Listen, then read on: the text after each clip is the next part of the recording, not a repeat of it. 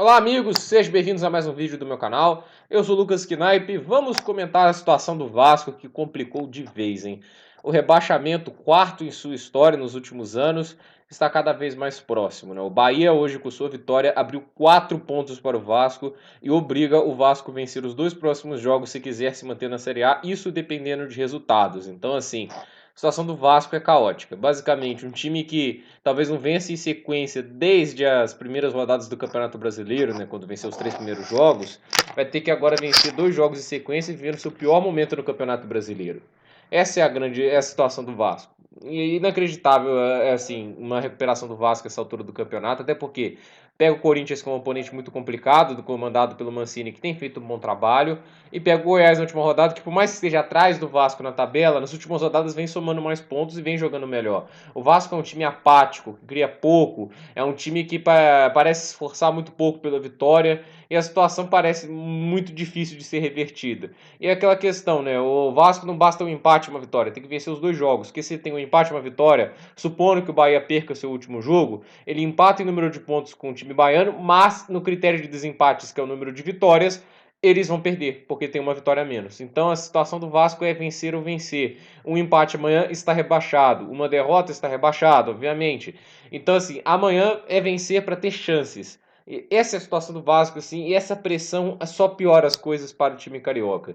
Mas eu acho que assim, as pessoas podem lembrar, mas tem um jogo contra o Inter que vai estar em julgamento, tudo isso, por causa do impedimento lá do primeiro gol, se houve ou não houve, né? Mas eu vou dizer o seguinte: o rebaixamento do Vasco não se deve àquele jogo, se deve ao campeonato todo. Isso é óbvio, mas tem gente que vai achar que é só por causa daquele jogo. A gente tem que entender que o que está causando a queda do Vasco é um processo desde o início do campeonato. É um time confuso em toda a sua estrutura desde o início do campeonato, mal planejado, não sabia o que fazer, não sabia o projeto que queria, não sabe escolher técnico. A grande questão é, o Vasco começou janeiro, o Luxemburgo pedindo renovação, não conseguiu, foi atrás da Abel Braga. Abel Braga não deu certo, demitido no Carioca, foi atrás do Ramon Menezes. Ramon Menezes não deu certo, foram atrás do Sapinto. Sapinto não deu certo, voltaram ao técnico que estava queriam renovar em janeiro, que era o Vanderlei Luxemburgo, que não deu certo no Palmeiras, entende? São ciclos e ciclos que acabaram não dando certo, e alguns não deram certo porque faltou paciência.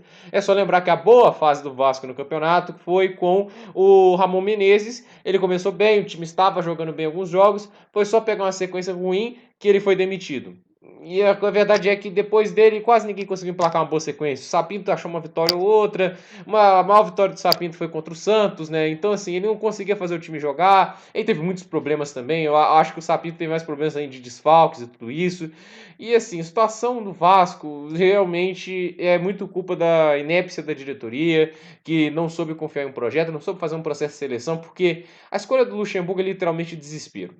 Eu vejo dessa maneira, porque na última temporada ele herdou o time na zona de rebaixamento bem atrás, conseguiu fazer uma boa campanha, escapar da zona de rebaixamento e ficar ali no meio de tabela, o que foi para eles muito surpreendente. Só que não dava para esperar que ele fizesse a mesma coisa por alguns motivos. Primeiro, o nível do Campeonato Brasileiro essa temporada subiu. O número de bons trabalhos está maior essa temporada. O nível subiu. O elenco do Vasco teve alguns problemas. Não tinha mais o Guarim, perdeu algumas peças de qualidade, perdeu o Marrone. Então, assim, o Vasco tinha esses tipos de problema que dariam consequências nessa temporada.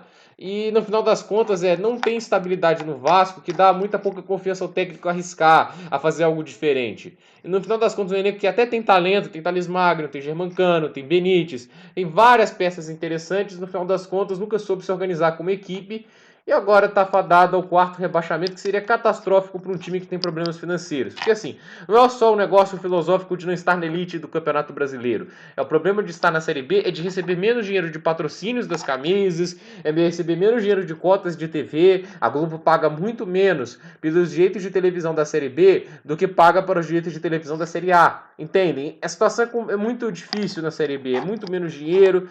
O negócio para o Vasco é realmente aterrorizante nessa situação. O que resta agora é um milagre. Será que esse milagre vai acontecer? Eu duvido muito porque o Vasco não vem jogando para isso. E a grande prova é isso, porque o Bahia hoje atropelou o Fortaleza, que não é um time bem treinado. O Anderson Moreira não está fazendo um grande trabalho no Fortaleza. Eles fizeram um 4-0 sem muito sofrimento. O mesmo Vasco contra o Fortaleza levou um 3-0 que saiu muito barato. É isso que assusta. E é inacreditável que assim, as vitórias que o Vasco teve nesse final de campeonato foram contra times bem inesperados, contra o Atlético Mineiro. Isso aí foi bastante inesperado, né?